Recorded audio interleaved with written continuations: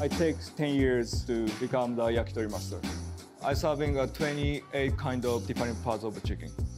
I can control butchery, I can control flavor, I can control fire. It's kind of a show. My cooking style is always use tempo. I'm doing cooking like a dancing.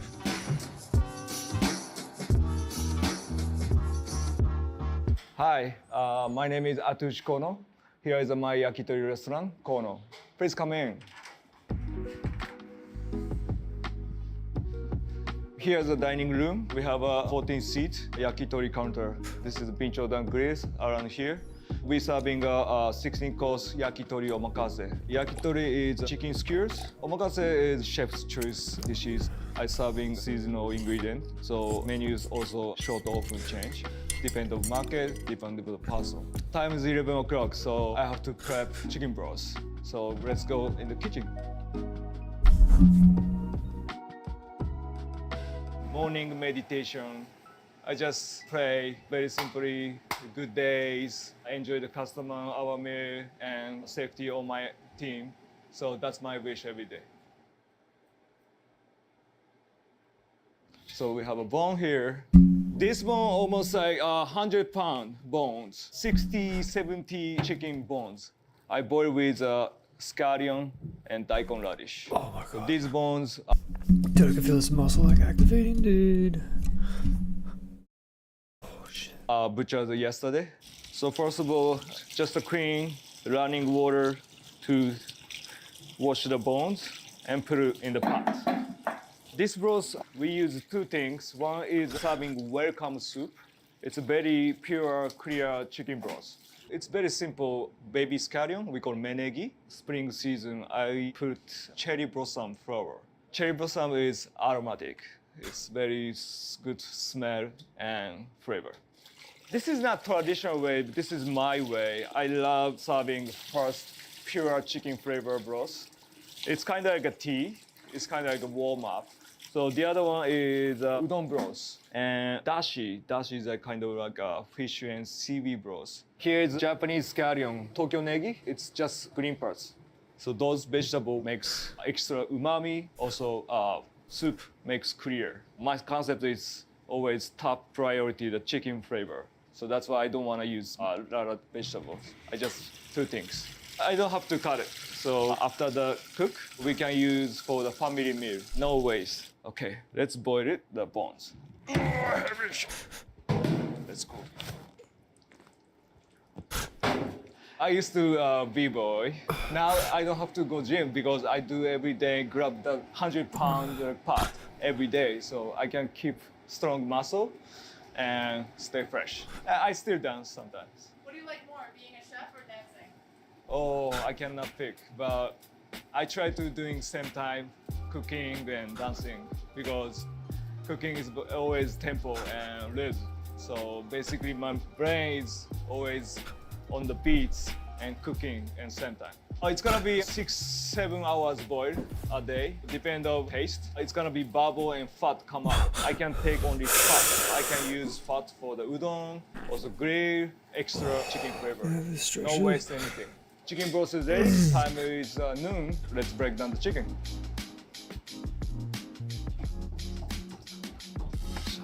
Goes. So this chicken just came yesterday. Yeah, very fresh and the perfect condition right now. So let's bring it upstairs. Let's go. Before prep, I sharpen the knife. This is Japanese sharpening stone. This is my honeski knife, butcher knife. This is strong steel, also very strong tips. So my chicken from Pennsylvania, Amish, free range. Yakitori chef has to find the best chicken. I came New York, one farm, they interested in our business. And then I started a relationship almost like 15, 16 years ago. Skin's beautiful, also muscle. It's very big, good size for the skewers. No smell, nothing. This chicken is more big thigh. I love thigh. I want to break down today thali chicken. So first of all, the tail. We call it bonjiri. This is perfect, crispy, tender, and juicy. Also, I serve in beginning. Smells like fat and char. It's perfect to bite.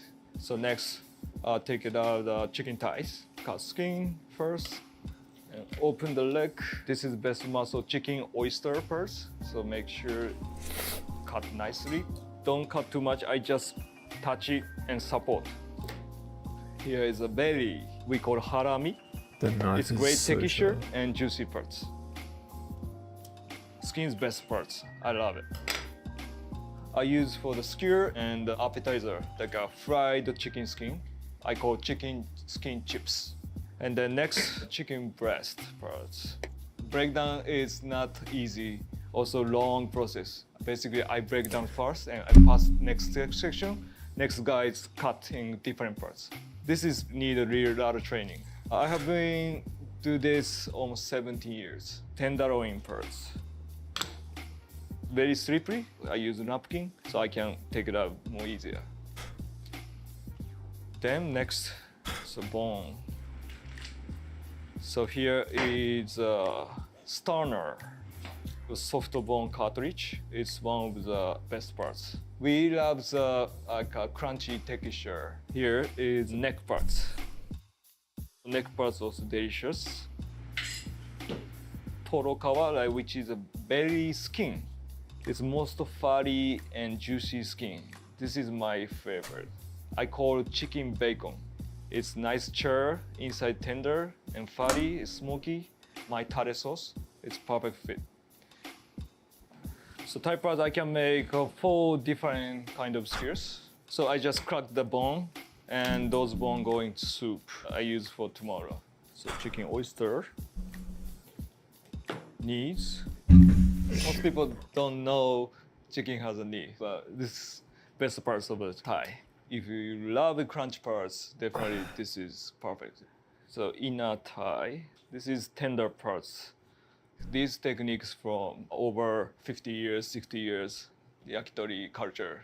I learned from maybe 3 yakitori master. End of day, we can make around 20 kind of different type skewers.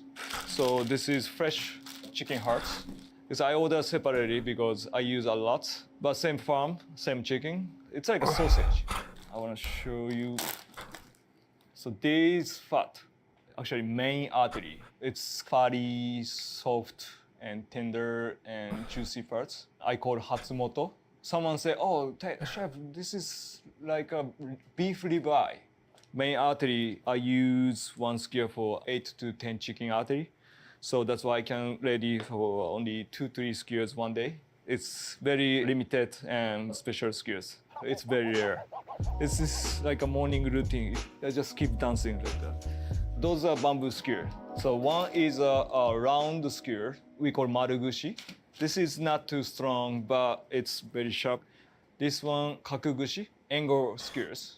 Angle one is very strong bamboo. It's gonna be no burn. So make sure when you skewer exactly into the middle. Makes balance. I always grilling 4-5 skewers same time. So if each skewer is different balance, grilling so difficult. So every skewer same weight, same size, same way. Next, chicken oyster. So chicken skin cut. I gotta wrap it for the chicken oyster. These are my original combination. Each chef, each yakitori restaurant, different way. Knee is use round skewers. Also, this technique is maybe each chef it's different way. I like chicken fat, so wrap it.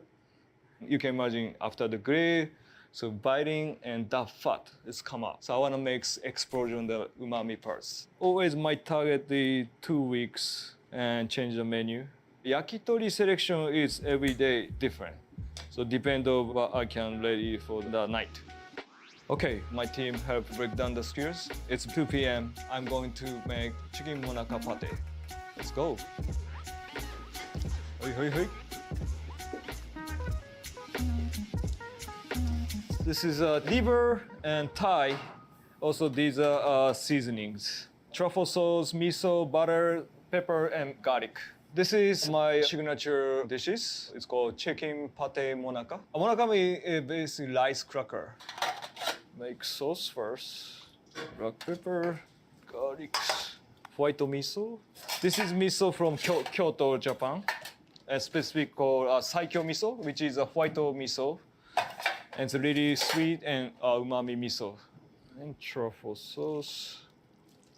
Truffle from Italy. Every week, my truffle guy is coming and bring fresh one. So black truffle is more expensive, pound like almost 600 to 700. I use knee a lot, I keep bouncing. Okay, sauce is ready. You can imagine it smells like truffle and butter smells here. So good. The traditional yakitori places, they don't serve a pate. It's just simple skewers. This recipe is almost over 10 years. 3, 2, 1. If you don't know what it is, you not recognize chicken liver inside the pate. That's why this pate for everyone. For this, I make this 3 times a week. Make sure flat, and it's very important, cooks evenly. A little bit top, airs come up. Sorry. Top more even now. Pepper keeps moist. This pate put in the oven 40 minutes. Temperature is 320 degrees. So 3 p.m. Time for lunch. I think it's weak traps. I think I have weak traps. Oh, I don't know. That muscle right there, man, when it's all red. For me, like rubbing it, it's just like so fucked.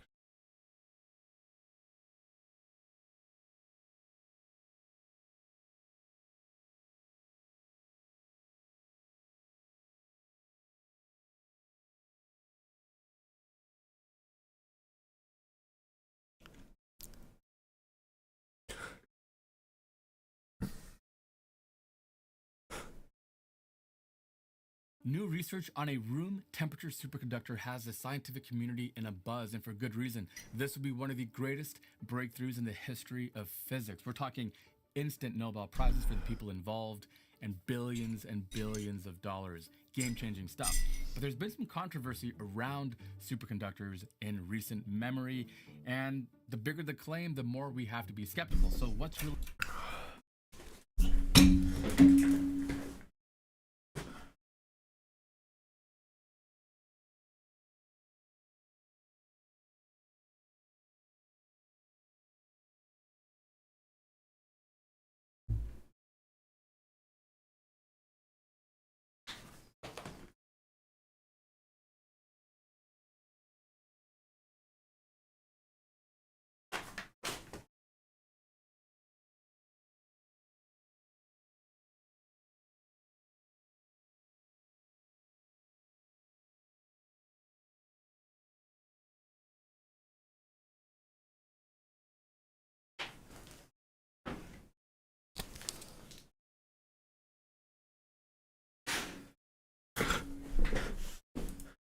going on?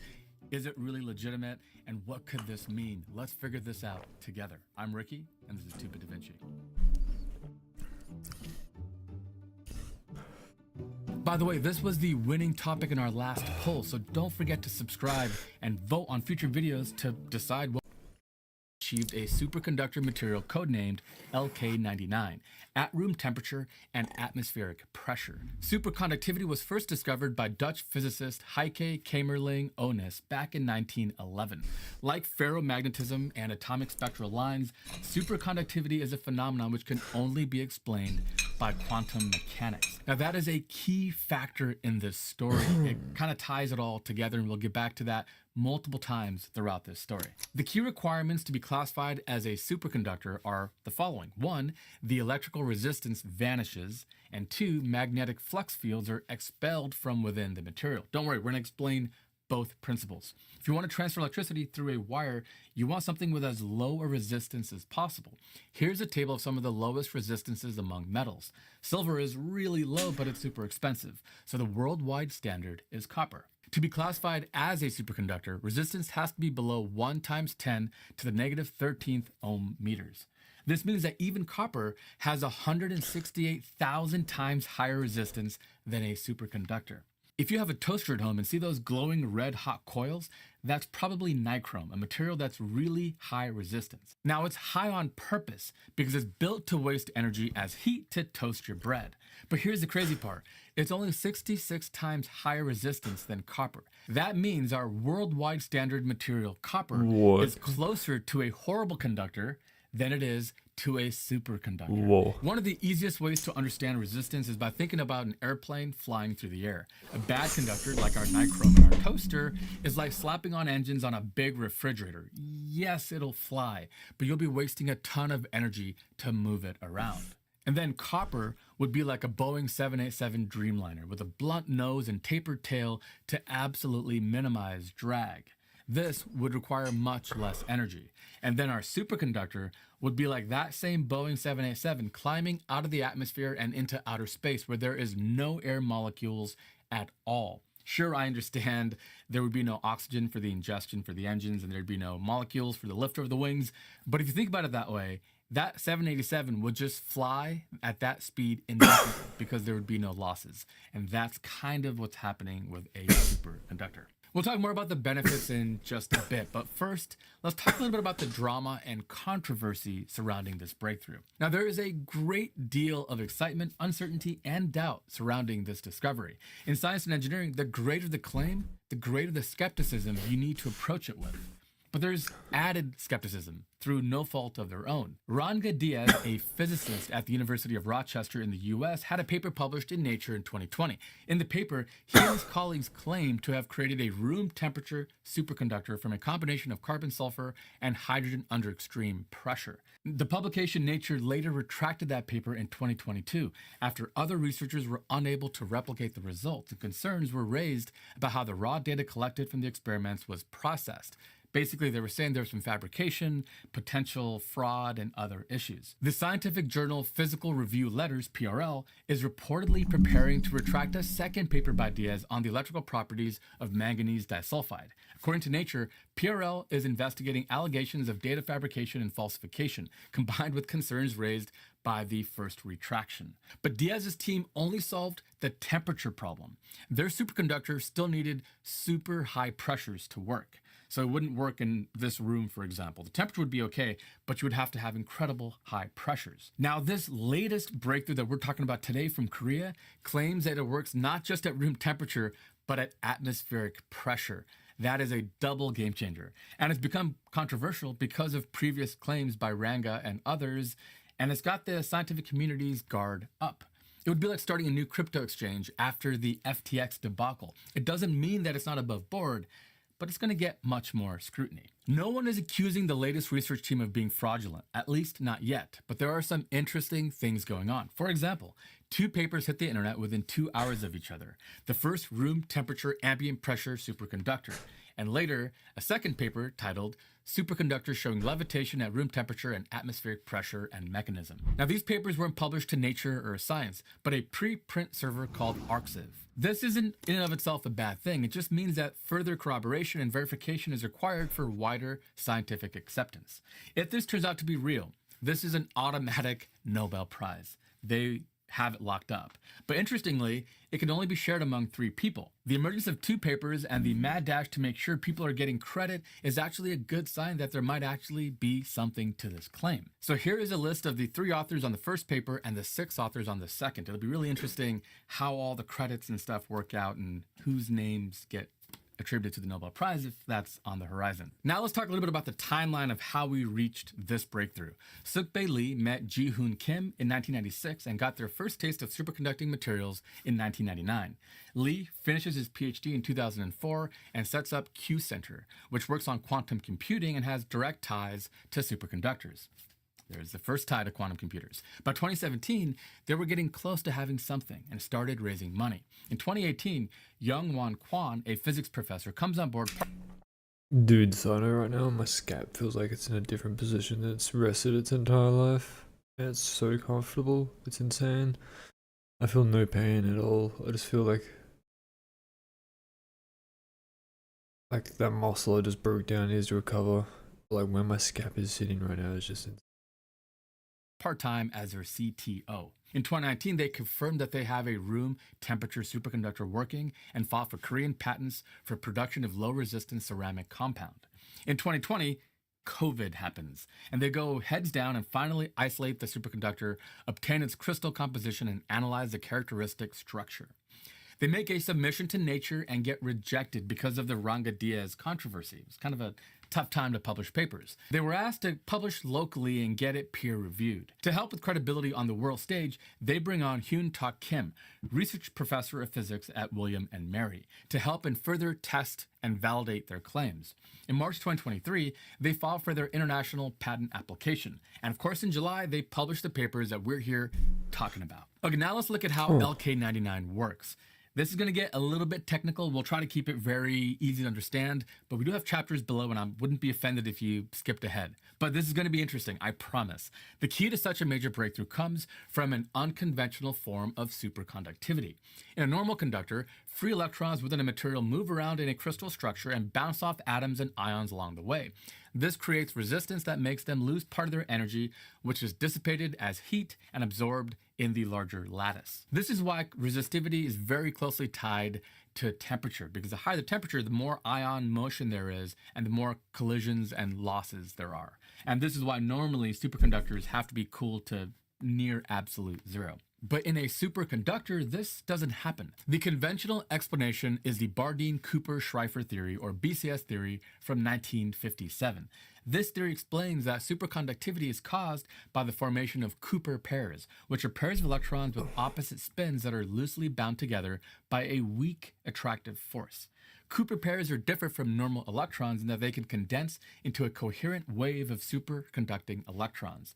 These pairs flow through the material as one, instead of moving as multiple free electrons. It's like someone guiding a group of people with a thin rope through a dark forest, as opposed to blindfolding everyone, putting them in the middle of the forest, and hoping they get to the other side without running into trees.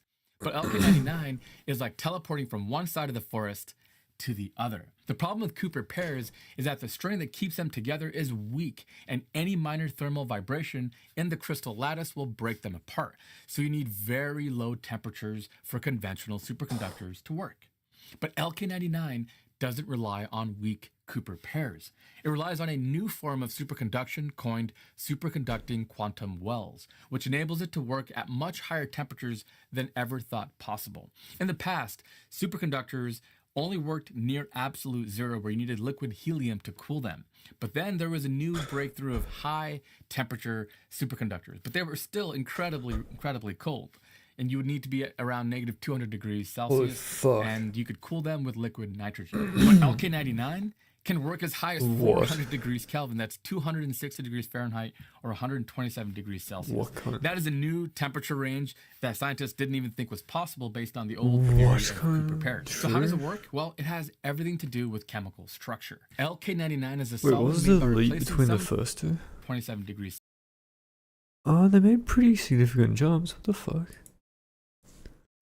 The first jump, if these are the three superconductors that they've tried with, I mean, they went from like, they shaved like 80 degrees, and then they shaved like 200. 99 can work as high as 400 degrees Kelvin. That's 260 degrees Fahrenheit or 127 degrees Celsius. That is a new temperature. That's a pretty big leap, bro.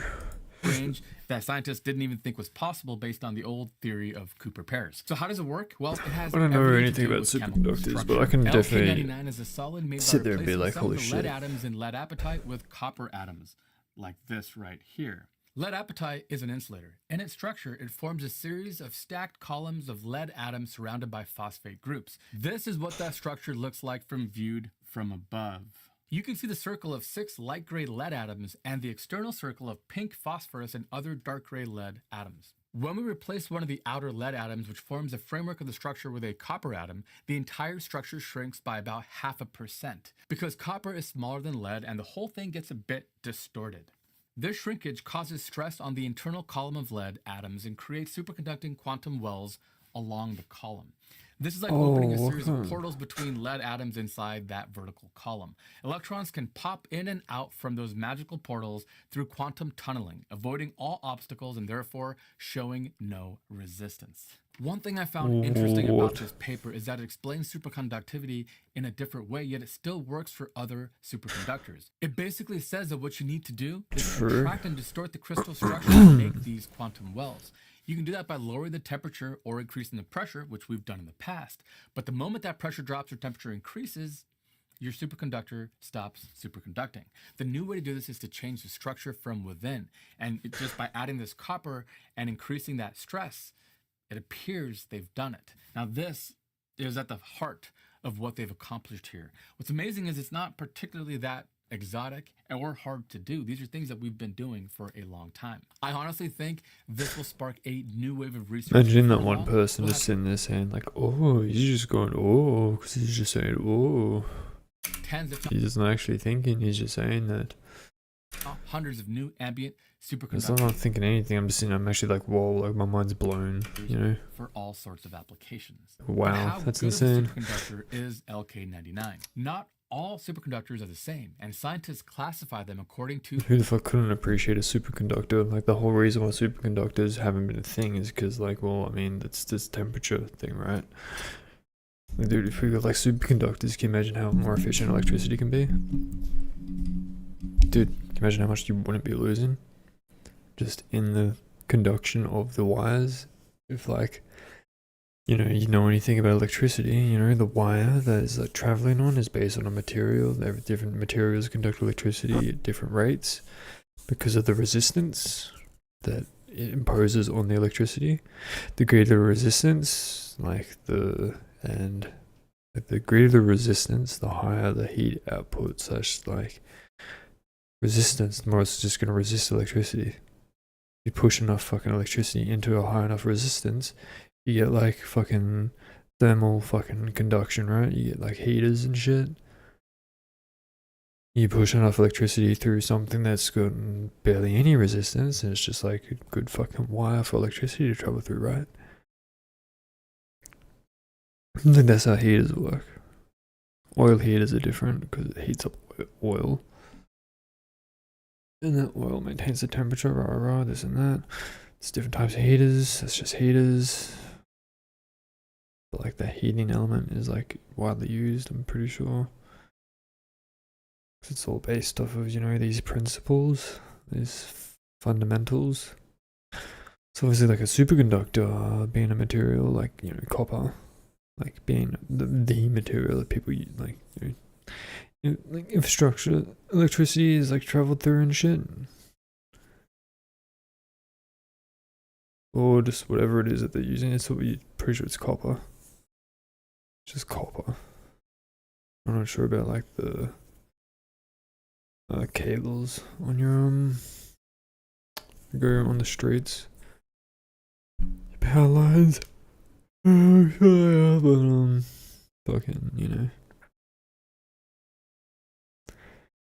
this shit means you could have probably no power lines. You could probably get like 10 times the amount of electricity through it. Like if you think about like the size of a power line, right? Like it's thick. It's a big thick line or whatever the fuck. Thick enough, right? You got a bunch of these cunts running in a line to transmit power. They're that thick because the copper needs to be that big in order to be able to conduct that amount of electricity efficiently without the resistance being too much. That's how you overcome resistance. You make things larger, right? And the larger it is, the resistance has to scale based on that like size, right? Like resistance, a material might have X amount of resistance, but if you want to get around that fact and get more power through this material, you just make it larger. Because you're still going to have that, you're still going to lose, obviously, that power, but because it's larger, just like any material, it's going to put more electricity through it, right? Sure, you'll still be losing, say if you lose 20%, and 80% goes through, you just make that percentile larger to like 200%. Now you're losing 40%, but you're getting 160% through. Yeah. So, basically, yeah, I don't know. Like a superconductor can just mean that you could literally have far more efficient and far more cleaner, probably safer fucking ways of using electricity and getting it around, society and its like infrastructure. We wouldn't have to fucking have such high electricity bills if half of the electricity wasn't being wasted through the resistance that the cables are imposing, like things like that. These are like the benefits that this could provide,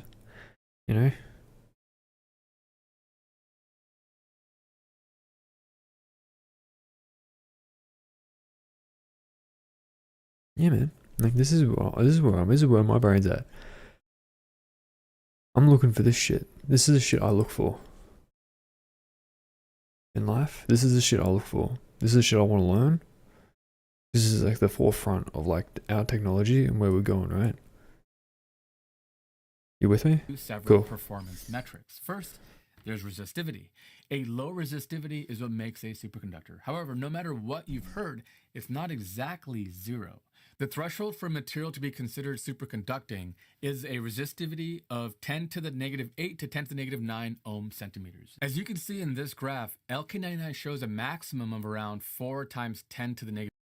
I'm not gonna sit here and act like I know what that number is. Negative 8. I'm like some fucking like super genius who's able to like run that formula through my head and figure it out. Because I've never learned this formula before. Superconducting is a resistivity of 10 to the negative 8 to 10 to the negative 9 ohm centimeters. As you can see in this. What?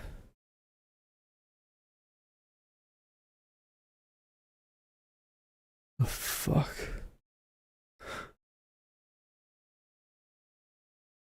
I think it's measuring the amount of ohms. Like the resistance to the scale, to the centimeter.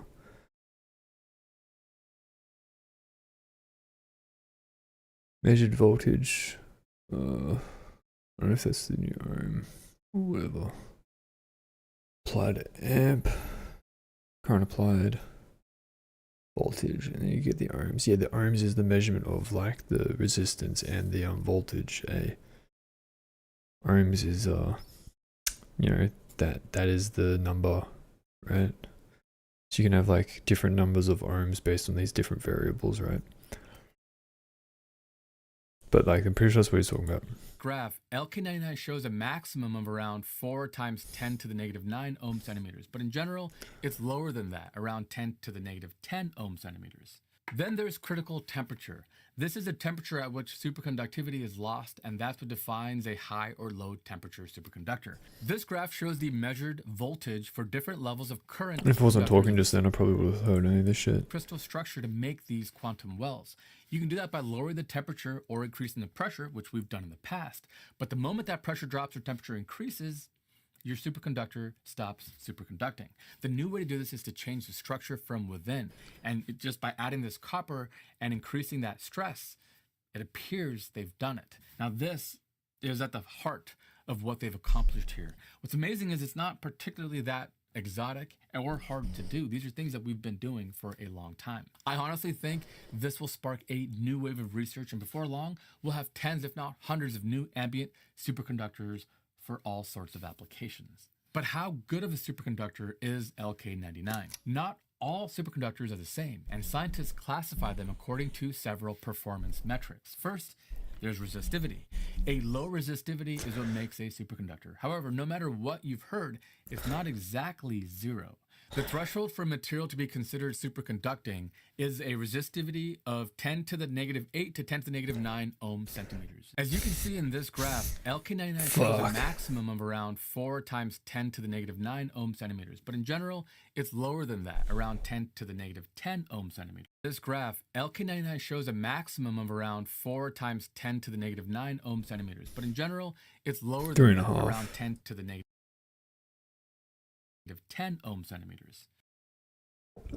It goes down to 10th and negative 10. Are you serious? 10 centimeters, but in general, it's lower than 4 times 10 to the negative 9 ohm centimeters. Like, I'm not sure what the, I'm not sure what this graph is called. But, like, if you were to compare that to copper, that is kind of, would be large. Like, I'm just trying to think what this is representing, these numbers. 2.0 times 10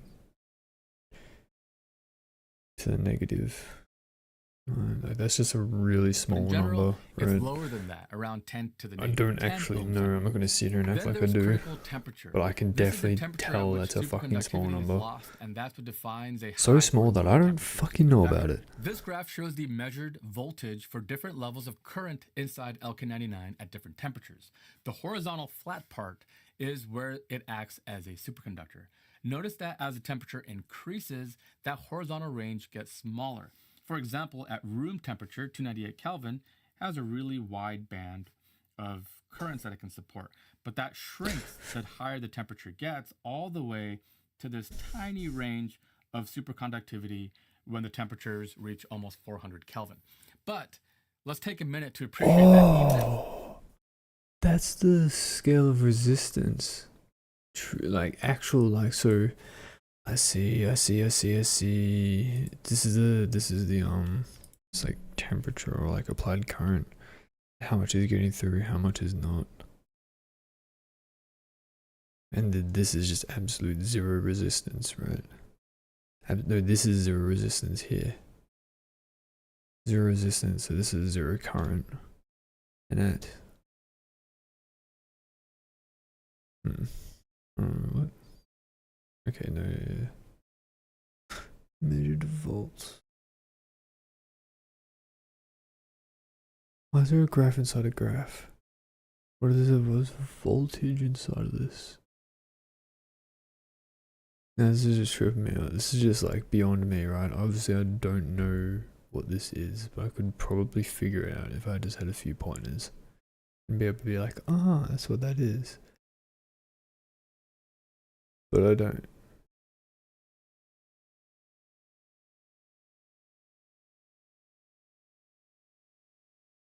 But yeah, this is good. So this 0 point here is like the Goldilocks zero resistance. Zero resistance means 100% throughput of like the tiniest shit. shows a maximum of around 4 times 10 to the negative 9 ohm centimeters, but in general, it's lower than that, around 10 to the negative 10 ohm centimeters. Then there's critical temperature. This is a temperature at which superconductivity is lost, and that's what defines a high or low temperature superconductor. This graph shows the measured voltage for different levels of current inside LK99 at different temperatures. The horizontal flat part is where it acts as a superconductor. Notice that as the temperature increases, that horizontal range gets smaller. For example, at room temperature, 298 Kelvin, has a really wide band of currents that it can support. But that shrinks the higher the temperature gets, all the way to this tiny range of superconductivity when the temperatures reach almost 400 Kelvin.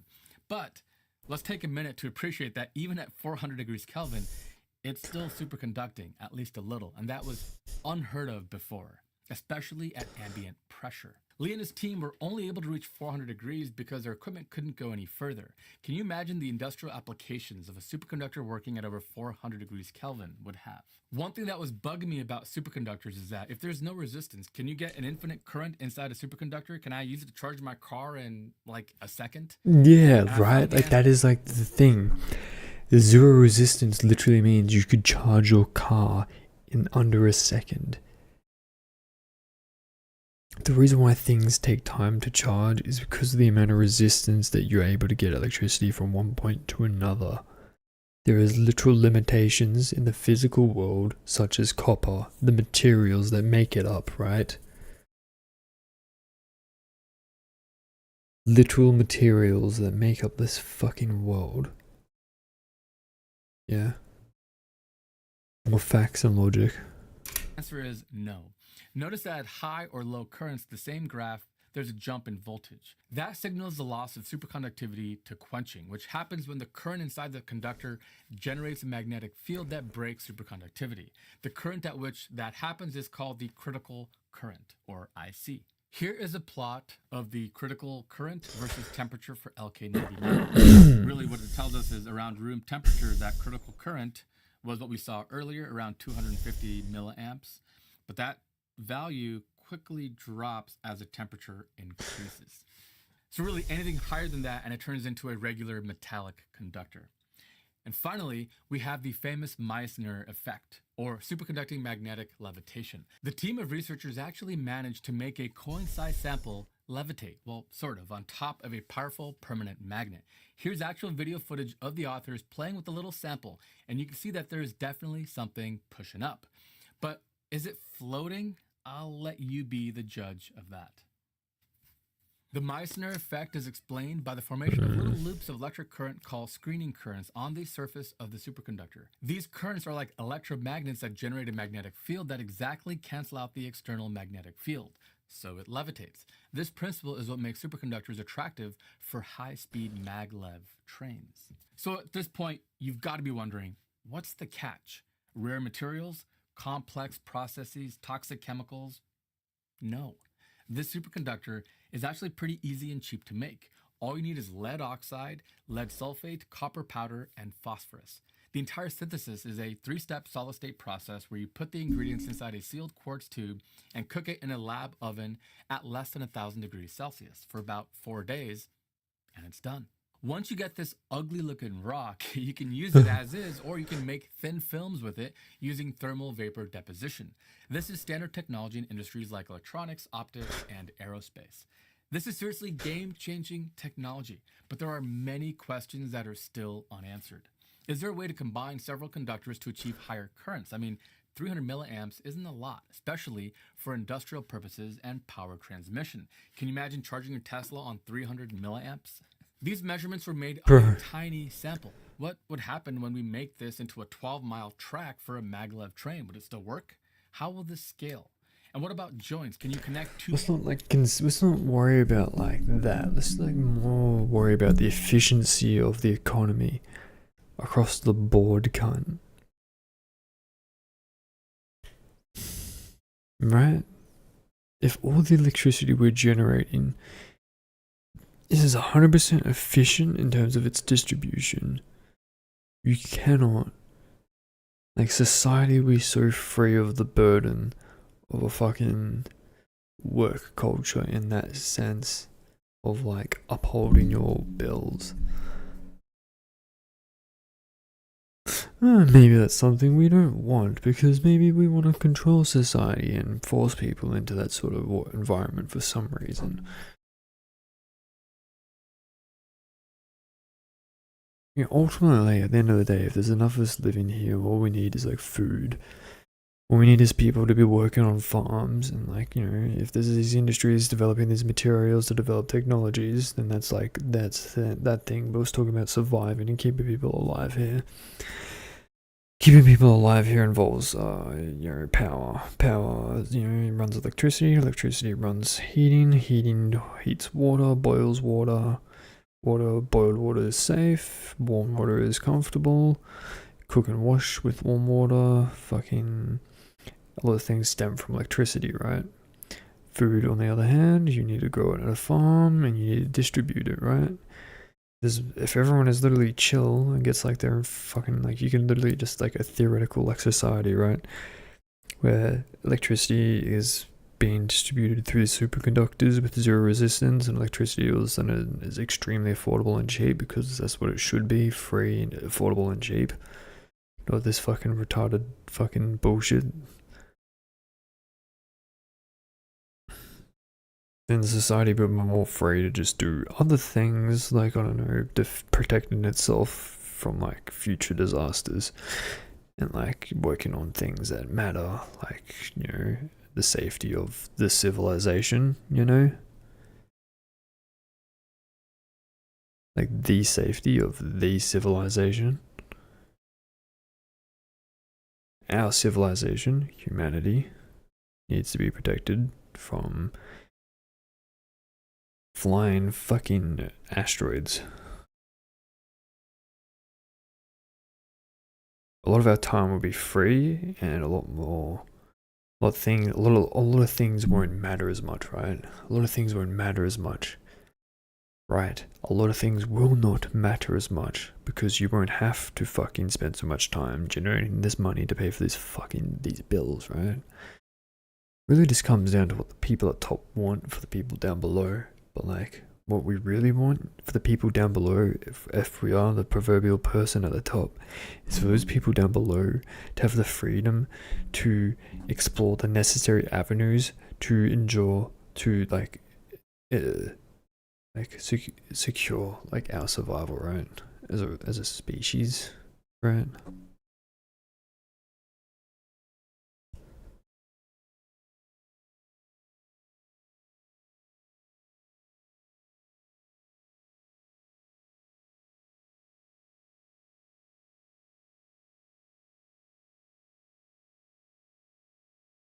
Like, if we weren't bound to fucking wasting our time to just survive by generating money, maybe we could spend that time doing other things, such as other things, such as other things, such as other things. But you know, like, I guess like the question comes down to what I was saying before, was like how you distribute food to help everyone survive. Well, I mean, like, you know, let's just say like we still needed people to do things, but there's enough of us. Enough per se that like, I don't know, we needed to do like one trip a week in a truck to get all that food down here.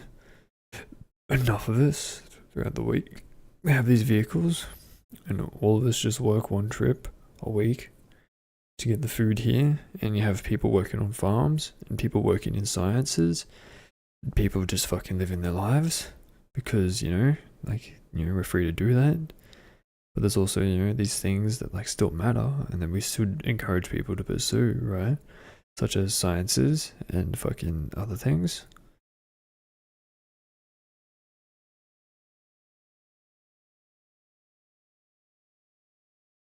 Like, you want people to pursue science, right? You want people to pursue these things. Because these things generate technologies, and these technologies generate these things called creature comforts, you know? Make things easier so you can devote your time to doing other things. That's where the whole intellect works, right? You develop things so you don't have to do other things, so you can spend more time developing other things, so you don't have to do those things, so you can spend more time developing other things, so you don't have to do those things, until you've fucking developed everything. You don't have to worry about like civilization anymore, and you just live in prosperity.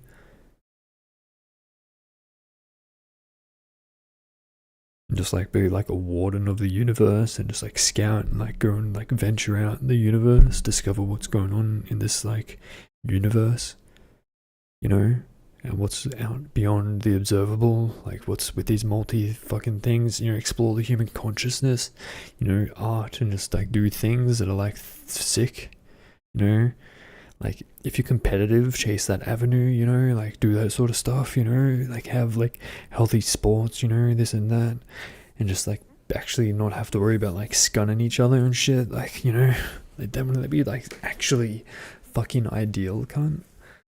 Like that would be actually ideal, wouldn't it? Like that to be like, for that to be the destination of humanity.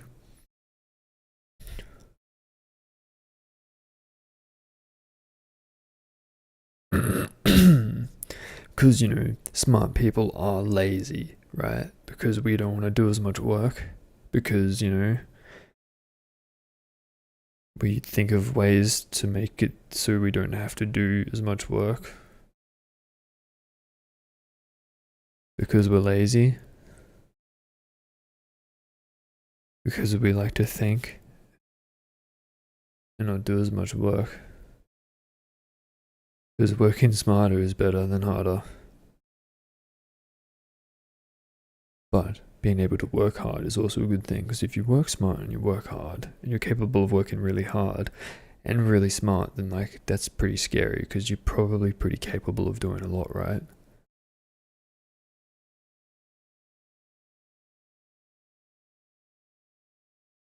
Pieces of LK99 and have the superconductivity pass from one to the other, or does it have to be one constant solid piece? These are things we just don't know yet. But if these guys' claims are legit, which they seem to be, we'll know very soon. And when we do, we'll have a follow-up video and we'll bring you up to speed on all the new findings. This is very early on, but it's very promising. The next steps are going to be critical. I don't know if this guy's legit. He's got 500,000 subscribers. He probably actually lives off of the shit he says. He might want to actually be speaking the truth. He's sharing newsletters. Non-hype LK99 explanation I've seen. Yeah, it actually was a really good explanation of superconductivity. This guy might know what he's talking about. Maybe. I don't know, if we want to base, like, you know, whether or not someone knows what they're talking about around the fact of whether or not they can support themselves talking about it, which is what people seem to like to do. But, you know, I don't like to really base it around whether or not people actually can do that. I like to base it around whether or not I actually agree. And to be honest, like, that sounds pretty plausible if that is quite literally the shit right there and I could literally go and make that. The only thing that's stopping me is my ability to get my hands on that material and fucking making that shit. Seeing if it fucking works. If I have the ways to test it, you know, because that's like the whole point of those papers being there, right? Right there, is so that like we can test that shit. Oh, where was it again? I don't know. Somewhere in the internet.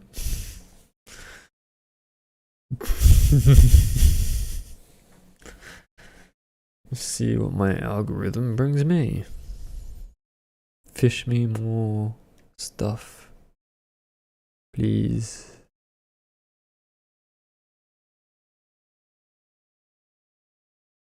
I don't know.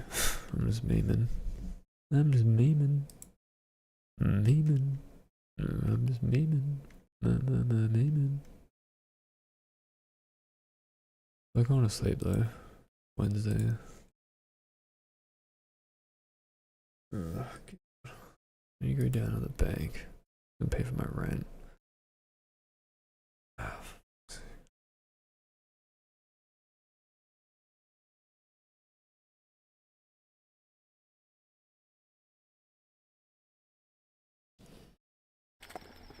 Hi everybody, welcome back to my channel. Today, we're going to talk about mountain lions.